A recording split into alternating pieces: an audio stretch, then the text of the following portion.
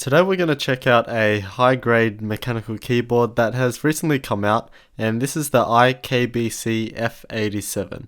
I'm pretty excited for this since this is from IKBC, in which Vortex is their parent company, and they're known for great quality keyboards.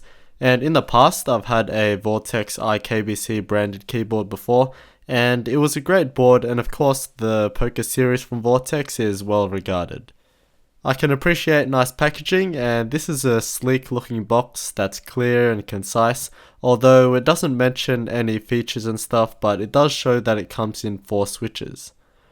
Opening up the box is another box, and we have a user manual, which you will need, the keyboard itself, a branded wire keycap puller, which is good for not damaging keycaps, and then 10 extra keycaps that will fit onto the QWE ASD and the directional arrow keys. The keyboard is well protected with a silky sleeve and a dust cover. And first impressions are great. This thing is hefty and as solid as a rock, and I could really feel the difference in comparison to the cheaper budget boards that I've recently held just by holding it.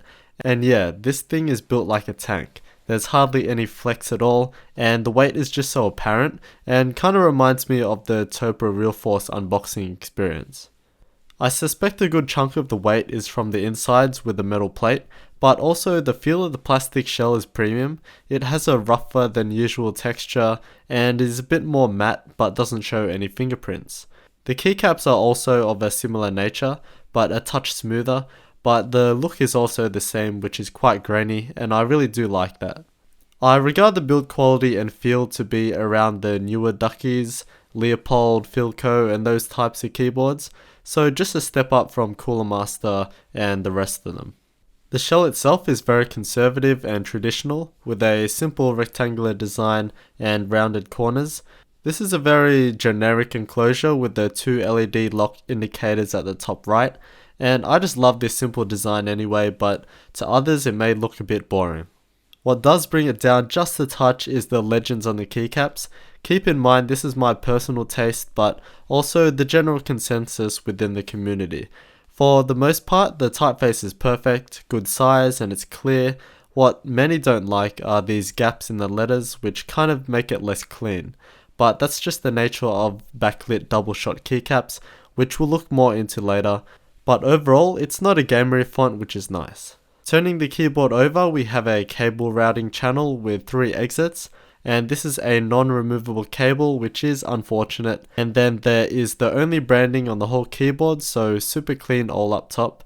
There's 4 rubber feet for non-slip, and then these super cool flip-up feet, which there are 2 of each for different heights. And it's touches like those which do make a difference. Taking off the keycaps, we can see the key switches. This is another pretty big feature as it uses Cherry MX RGB switches, and these ones in particular are the black ones. We can tell by the clear housing that it's an RGB switch, and the switches are what you expect from Cherry, like pretty good quality, and I'm not too sure, but I think they feel just a bit smoother than normal Cherry MX blacks, which I do welcome.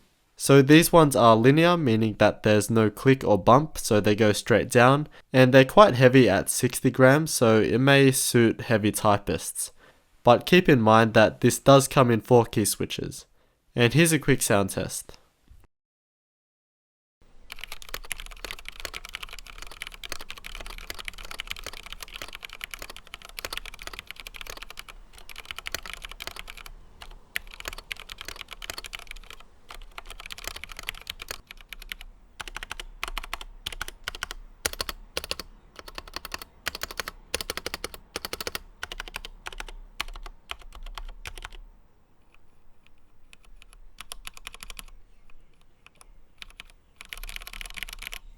So the noise is pretty much produced from bottoming out and returning.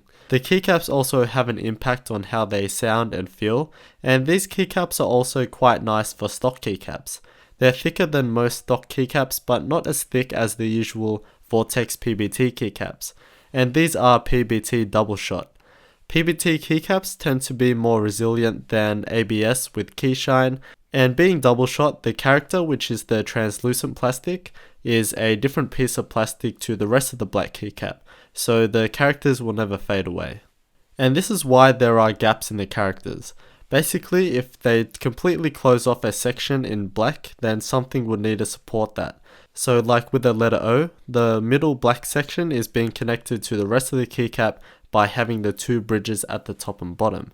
But it doesn't need to be this way, as there are keycaps that are PBT double shot and don't have any gaps, even from Vortex themselves.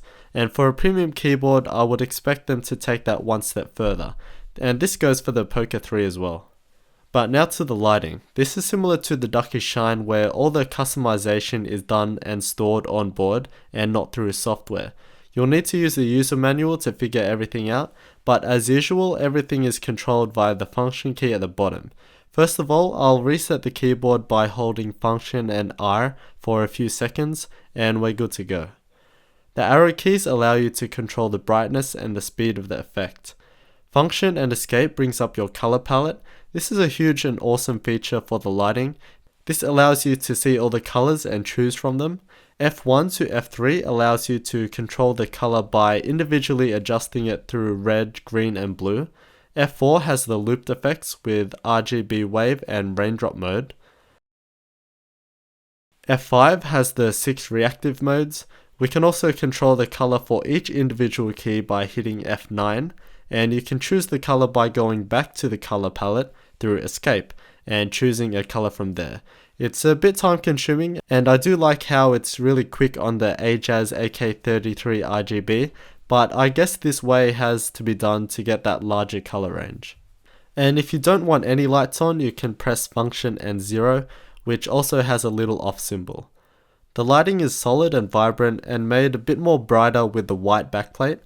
As usual with RGB keyboards though, the white isn't the purest, so it does have a blue tinge to it, but it's not as bad as others I've seen. The keyboard can also be customized in other ways, again using the function key. F6 is Windows lock, F7 switches caps lock and left control, and F8 switches Alt and Windows key. We can also change the layout to Dvorak or Hallmark, and of course QWERTY is the default. And finally, this whole time machine feature. It's kind of confusing feature at first, especially since it isn't really described anywhere on what it's actually for, but basically it's a countdown feature where we can set a time and the keyboard will count that down and then flash at the end. There are 2 countdown modes, flash mode being the long version and shot mode being the short version. For flash mode, you press scroll lock and then function and number row lights up. F1 to F12 represent 10 to 120 minutes, and 1 to 9 represents 1 to 9 minutes. So if you want your countdown to be from say 37 minutes, you press F3 and then 7, and then press enter to commence the countdown. The spacebar will then light up a different color indicating that it's on. If we press scroll lock again during the countdown, it will show us how much time is left.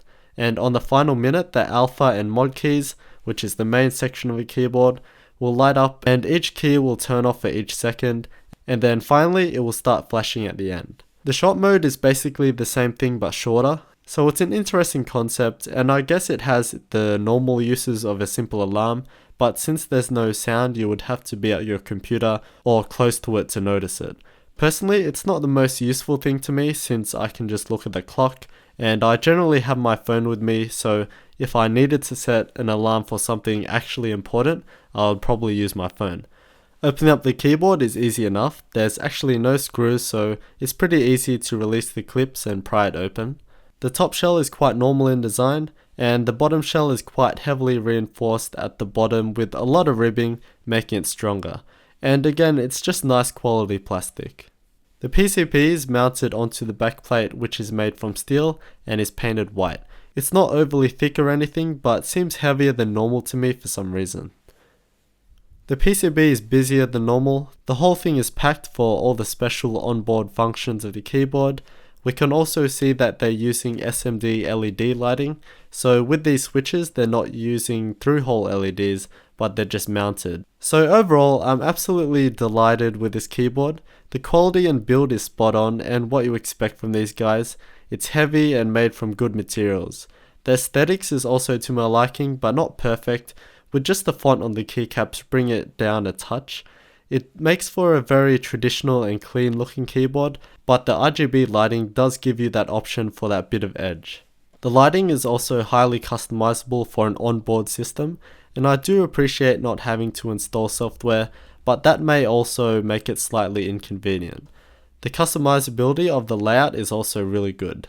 And I had a look around and I definitely thought this would cost a bit more, but to my surprise, this really does represent good value. Especially in Australia where I live, I looked it up and I was surprised to see M-Wave selling it for only 135 AUD. So it's got to be one of the best value keyboards out there for the quality and features that you get.